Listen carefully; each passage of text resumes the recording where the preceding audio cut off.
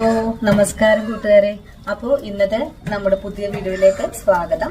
അപ്പോൾ ഇന്നും പതിവ് പോലെ തന്നെ വളരെ സോഫ്റ്റും ടേസ്റ്റിയും ഒക്കെ ആയിട്ടുള്ള നല്ലൊരു റെസിപ്പി വീഡിയോ ആയിട്ടാണ് ഞാൻ വന്നിട്ടുള്ളത്. ഈ ഒരു വീഡിയോ തീർച്ചയായിട്ടും നിങ്ങൾക്ക് എല്ലാവർക്കും ഇഷ്ടപ്പെടും. നമ്മുടെ എല്ലാ വീടുകളിലും നമ്മൾ ദോശ ഉണ്ടാക്കാറുണ്ട്. എന്നും ഒരേ തരത്തിലുള്ള ദോശ തന്നെയാണ് നമ്മൾ ഉണ്ടാക്കി കഴിക്കാറുള്ളതും.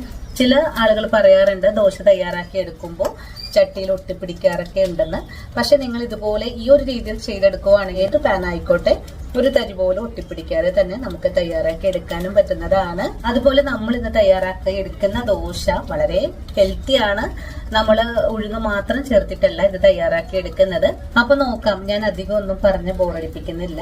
അപ്പോൾ വീഡിയോ കാണുമ്പോൾ നിങ്ങൾക്ക് ഇഷ്ടപ്പെടുവാണെങ്കിൽ നിങ്ങളുടെ വിലയേറിയ ലൈക്കുകൾ തരാൻ മറക്കരുത്.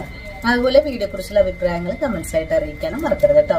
നിങ്ങൾ ഓരോരുത്തരും എനിക്ക് തരുന്ന സപ്പോർട്ടാണ് നമ്മുടെ വീഡിയോ മറ്റുള്ള കൂട്ടുകാരിലേക്ക് എത്തപ്പെടുന്നത്. അപ്പൊ നോക്കാം എങ്ങനെയാണ് വളരെ ടേസ്റ്റിയും ഹെൽത്തിയുമായിട്ടുള്ള മുളക് ദോശ തയ്യാറാക്കി എടുക്കുന്നതെന്ന് നമ്മുടെ വീഡിയോയിൽ കൂടെ നമുക്ക് കണ്ടു നോക്കാം.